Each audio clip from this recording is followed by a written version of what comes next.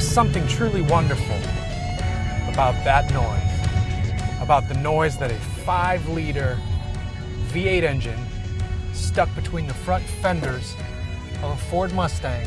There's something about that noise that stirs your soul. It's a truly wonderful noise. And here in the 2018 Mustang, it sounds better than ever.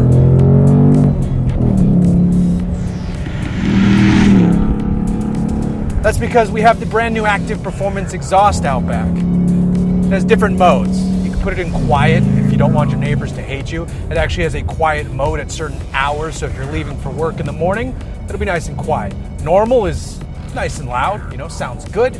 There's a sport mode, which pumps it up a bit. And then there's track mode, which is what I'm in now. This car also has active dampers in the form of magnetic ride. I can't say that word. Magnetoological sounds like something where a doctor needs to check out your rear end to see what's going on in there. But that's not the case. Magneride shocks, suspension. Iron filings respond to electricity and change how the car goes up and down. There you go. That's how it works. So you can have a nice cushy GT ride, or you can have a cruiser crusher sports car ride. It's a dual-natured beast here.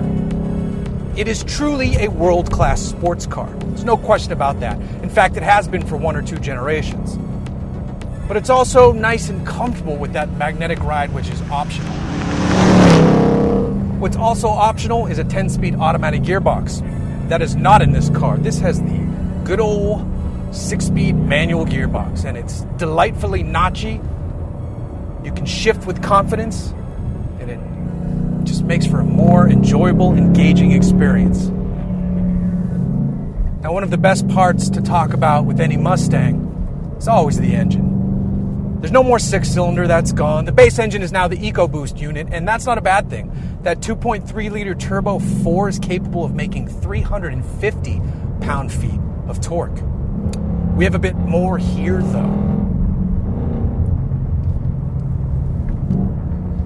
The 5-liter V8 up front has a slightly bigger bore than the prior car because the way they changed the cylinder liners, they were sleeve before, and now they're spray-in liners, and so it's just over 5 liters where it used to be just under 5 liters. But regardless, we're making 460 horsepower and 420 pound-feet of torque. And tremendous noise! Redline's higher too.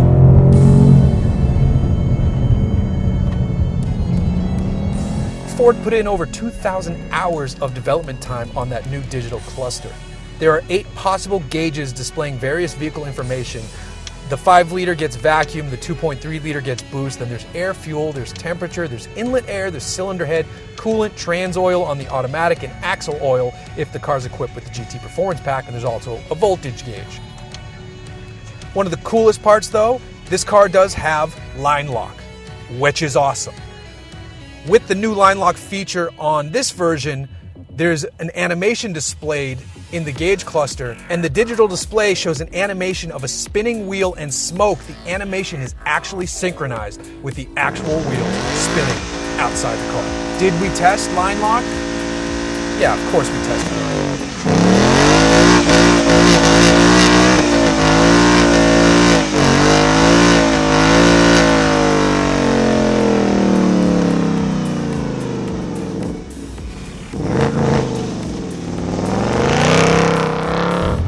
This is an all-around wonderful machine. This is the Mustang GT Premium, and it has the Performance Pack 1, which gives it those ridiculously wonderful Michelin Pilot Super Sport 4S tires on those great black 19-inch wheels. You've got larger 6-piston Brembo brakes up front, the aforementioned active performance exhaust out back. This one has the spoiler delete, which is how I would order it because I like it a little bit more sleek looking. Now there's a Performance Pack 2 coming as well, which is supposed to get you just that much closer to the GT350. That one has a 305 square stance all around and a few other goodies here and there, like a revised lip taken from the old Laguna Seca Boss 302 but reworked. There's a slightly different tail lip on the rear deck lid. There's a few other things there. Now, my problem though is then you're creating a Mustang that is wildly expensive. The base cheapest Mustang, I think, is about $27,000. Your average Mustang is going to be well into the mid $30,000 range, and it's very easy to spec one like this, which is in the 40s, and it is not impossible to spec a $50,000 Mustang. And at that point, what the hell are you doing? Get the GT350. It's only a few $1,000s more, and it is amazing with its flat plane crank V8 and all the other goodies that come with it to make it a track assassin. So if you can find a way to keep your spending down, good for you, you're going to have a wonderful car. But the problem is that the options that are available are awesome. You kind of want to get the premium because then you get this brand new massive 12-inch display in front of you that is configurable. You can see as much or as little as you want. It changes depending on your drive mode. It has shift light indicators. It can make beeping noises. It can show you just the relevant information. It's pretty, you can change the color of it. There's tons of colors to choose from. You can change the ambient light color in the car as well. I've been running the car in purple because that's what my daughter picked. So if you want to run it in red or blue or whatever, it works. It all works well. The Kona blue paint on the outside works rather wonderfully well in addition, especially against the black wheels. So you're going to need the premium, so you get the cool dash. And then you get the most recent, I believe it's Sync 3, which works fine. Sync 3 I have no issues with. It's a light years better than Q. I wish they would update the graphical look of it a little bit, but in terms of functionality, it's fine. I have no issues there. I like driving the car just in track mode. I like it because it's not too stiff. It's not a crusher like the Focus RS.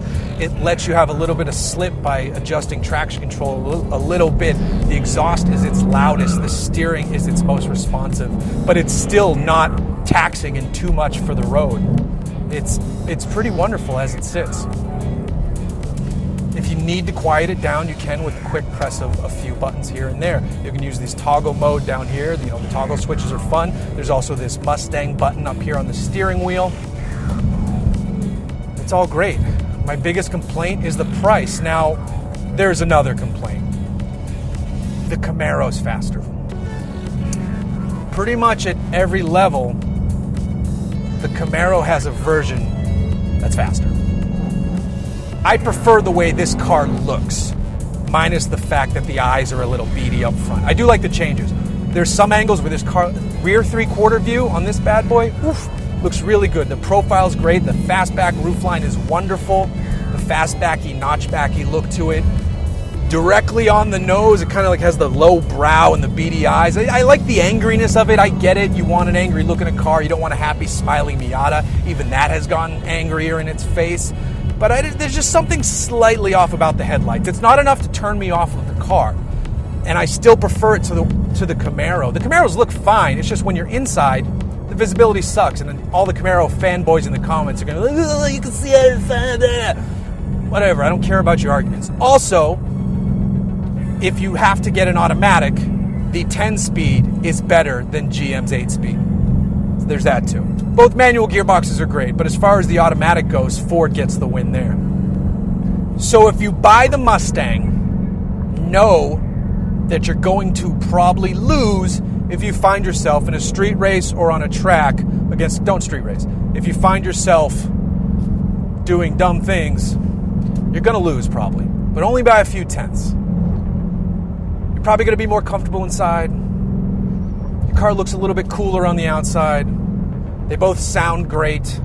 It's a tough call. But so the biggest issue then is that price, because if you're buying a fully loaded Mustang GT, you really should just buy a GT350 if you can search for one without a markup, because markups are dumb. If you are a person who pays for the markup, you're ruining it for everybody else. If we don't buy the markups, dealers won't do the markups. That's how that works.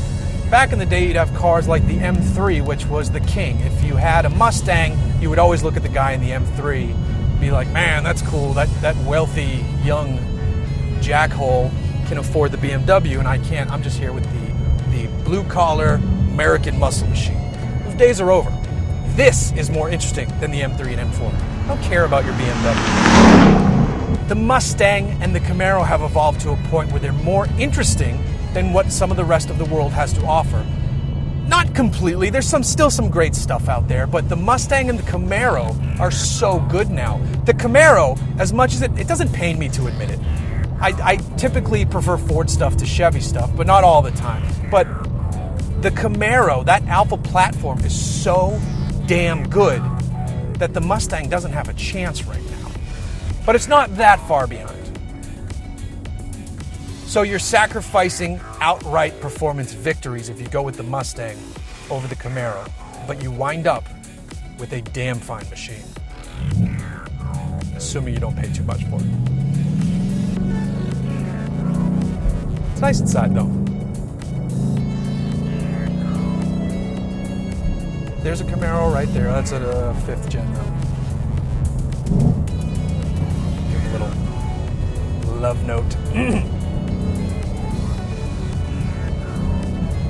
There's a lot of vehicles that I could care less about, minus this Nissan, which is up my ass, even though I'm going over the speed limit. You know, thanks for that.